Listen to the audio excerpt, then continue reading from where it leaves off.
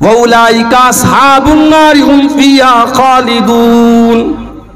جو مرتد ہو جائے اور اسی حالت میں اس کی موت ہو جائے تو وہ ہمیشہ ہمیشہ جہنم میں رہے گا، وہ کبھی جہنم سے نکلنے والا نہیں ہے. یہ ہے ارتداد.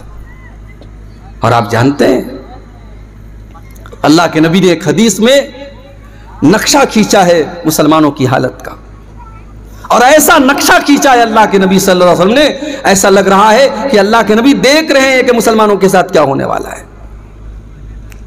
ابو داؤد کی روایت ہے، اللہ کے نبی فرماتے ہیں یوشک الامم ان تداعى علیکم کما تداعى الکلۃ الی قصعتها. وہ زمانہ بہت قریب آنے والا ہے جب دنیا کی ساری قومیں تم پر ٹوٹ پڑیں گی. جس طریقے سے دسترخوان پر لوگ لائن لگا کے کھاتے ہیں، کچھ لوگ دسترخوان پہ کھا رہے ہیں، کچھ لوگ ویٹنگ میں کھڑے ہیں، اور کھانے والے کہ جلدی جلدی کھا رہے ہیں کہ ہم کھا لے تو تم آ کے کھا لو.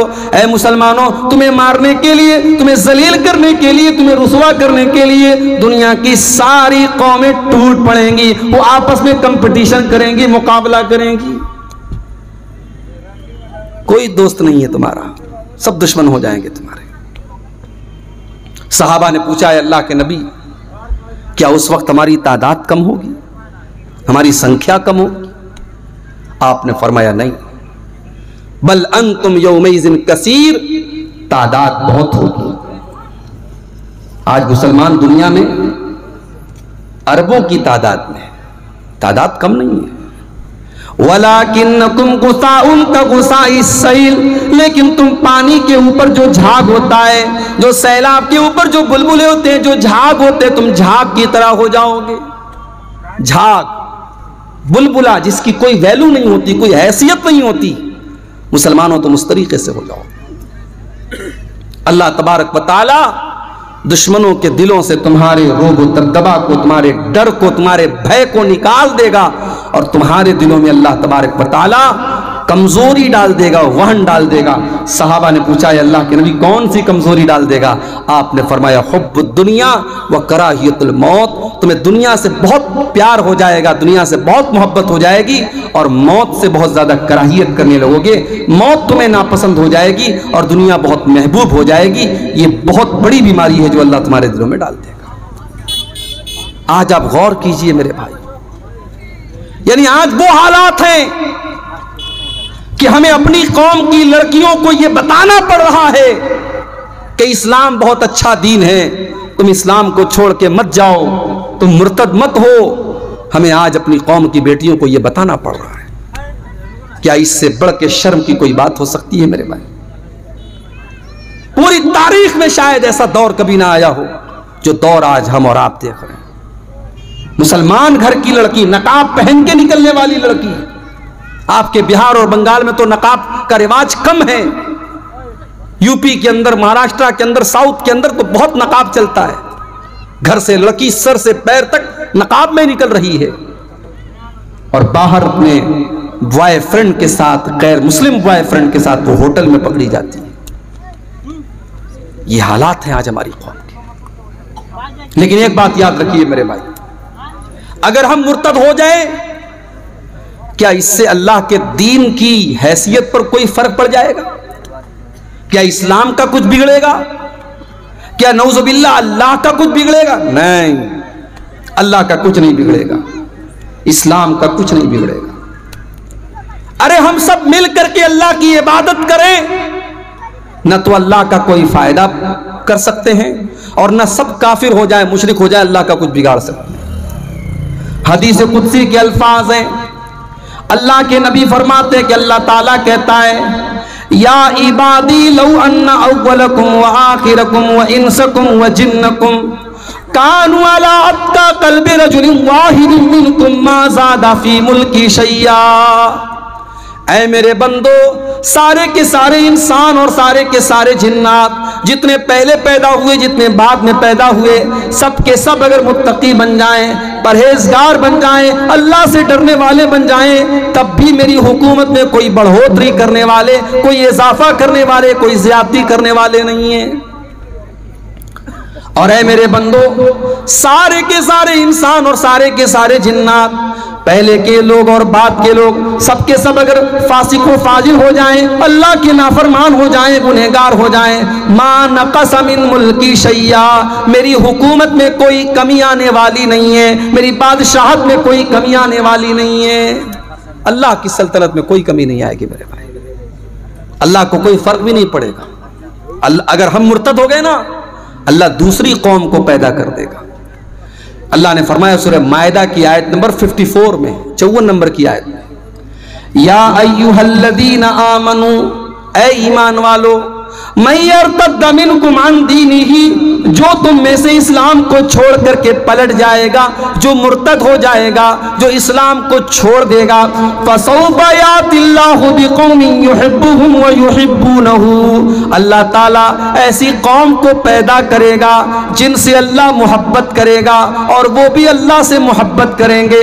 اذلۃ علی المؤمنین عزۃ علی الکافرین، وہ مومنوں کے اوپر بڑے نرم ہوں گے اور کافروں کے اوپر بڑے سخت ہوں گے۔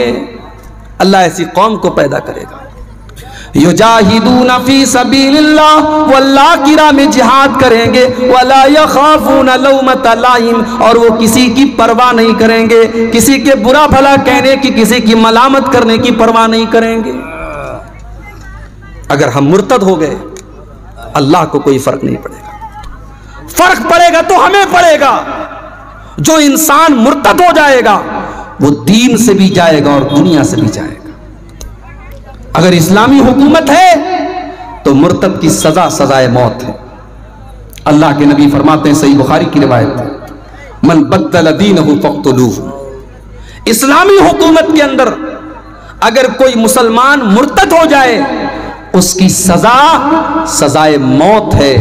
اب کوئی کہہ سکتا ہے کہ صاحب آپ تو کہتے ہیں کہ اسلام میں بڑی آزادی ہے، اسلام میں رائے کی آزادی ہے، اوپینین کی آزادی ہے، عقیدے کی آزادی، کہاں آزادی ہے؟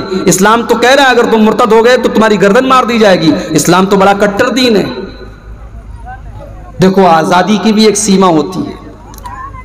اسلام یہ کہتا ہے کہ اگر آپ اسلامی حکومت کے اندر غیر مسلم بن کے رہنا چاہتے کوئی پرابلم نہیں، اسلامی حکومت کے اندر کوئی عیسائی ہے، کوئی یہودی ہے، کوئی ہندو ہے، کوئی کسی بھی مذہب کا ماننے والا ہے، کوئی پرابلم نہیں۔ لیکن ہاں،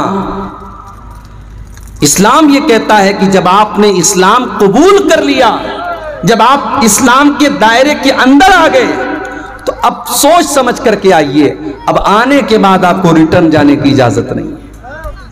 یہ سیکیورٹی کا مسئلہ ہے۔ اگر اسلام اس کو بھی آزاد کر دے گا تو اسلام کی سیکیورٹی، اسلامی حکومت کی سیکیورٹی خطرے میں پڑ جائے گی۔